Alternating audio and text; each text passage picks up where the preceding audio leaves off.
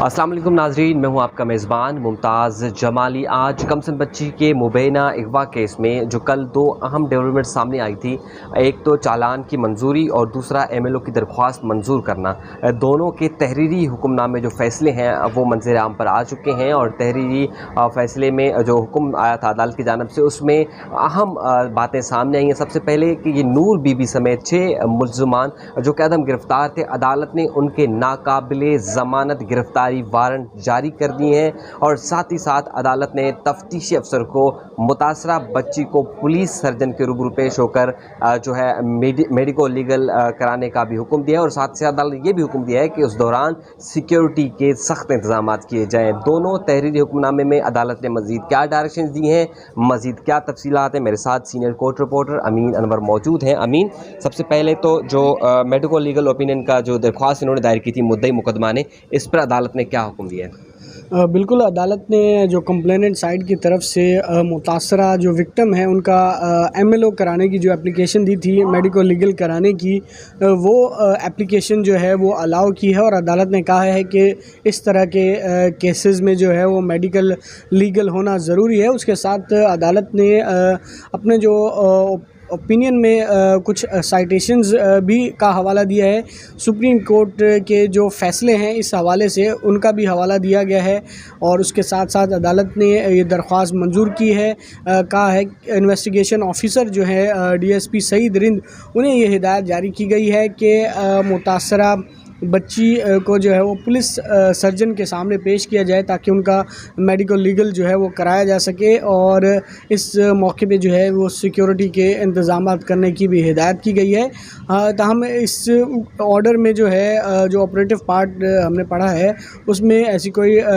Time date वगैरह का तयन डायरेक्शन नहीं दी गई। इस हवाले से कोई ऐसी स्पेसिफ़िक डायरेक्शन जो है वो नहीं दी गई हैं। अब मेरा ख़्याल है कि इन्वेस्टिगेशन ऑफिसर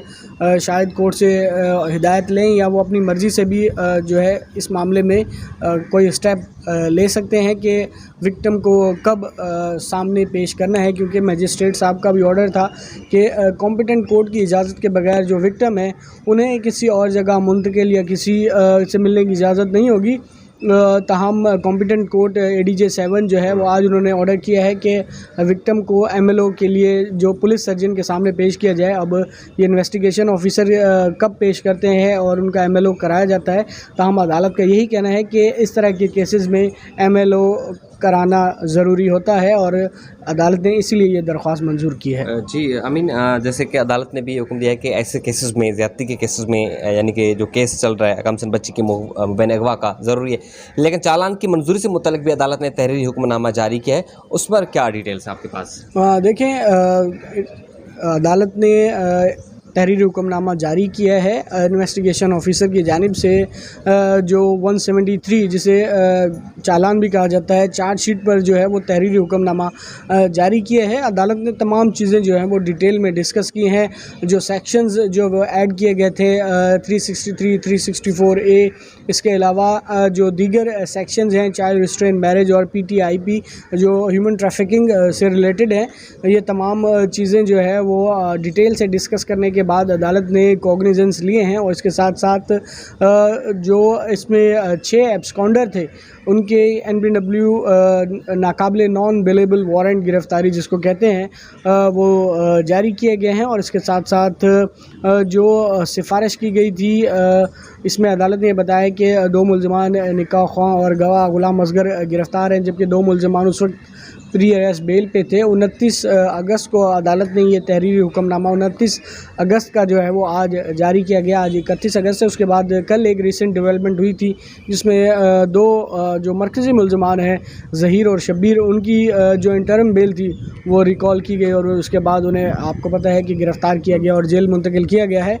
तो अदालत ने जो 375 सेक्शन जो थी सेक्सुअल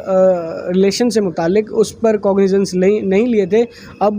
जो है वो नई डेवलपमेंट जैसा कि हुई है, अदालत ने तहरीरी हुक्मनामा जारी किया है विक्टिम का एमएलओ कराने के लिए। तो हो सकता है कि एमएलओ रिपोर्ट के बाद जो है वो इस मामले को देखा जाए। जो कॉलम 2 में रखे गए थे कुछ नाम, मेरे ख्याल में कोई 25 मुल्ज़मान, उस मुतल्लिक़ क्या अदालत ने दिया? बिल्कुल वो कॉलम 2 में जो है वो जिन लोगों के नाम रखे गए थे, क्योंकि इन्वेस्टिगेशन ऑफिसर का ये कहना था कि उनके ख़िलाफ़ शवाहिद नाकाफ़ी हैं, तो अदालत ने उसे भी मंजूर करते हुए उन 25 लोगों के नाम जो है उस चालान से ख़ारिज करने की जो सिफारिश थी वो मंजूर की है, और 6 जो एब्सकॉन्डर थे उनके NBW जो है वो जारी किए गए हैं, और अब देखते हैं कि इन्वेस्टिगेशन ऑफिसर कब इनको गिरफ़्तार करते हैं या नहीं करते ये जो NBW निकलते हैं, नाकाबिले ज़मानत गिरफ्तारी वारंट जारी होते हैं, तो अब क्या ये यहाँ पर आएंगे ज़मानत लेने हाई कोर्ट में या डायरेक्ट सेशन अदालत में जाएंगे? देखें, अब NBW जारी हो चुके हैं तो उन्हें मेरे ख़्याल में तो प्रोटेक्टिव बेल करानी पड़ेगी कि उन्हें कंसर्न कोर्ट से जो है वो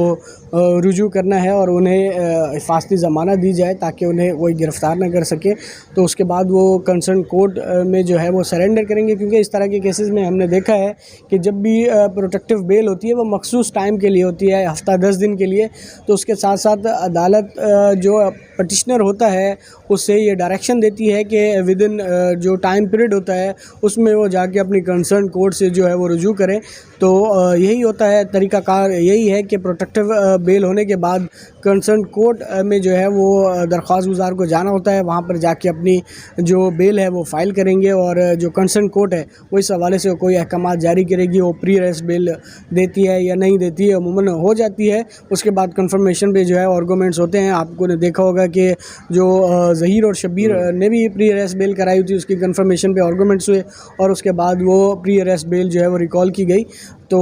मेरे ख़्याल में तो उन्हें प्रोटेक्टिव बेल करानी होगी और उसके बाद कंसर्न कोर्ट से रुजू करना होगा। ठीक है, बहुत शुक्रिया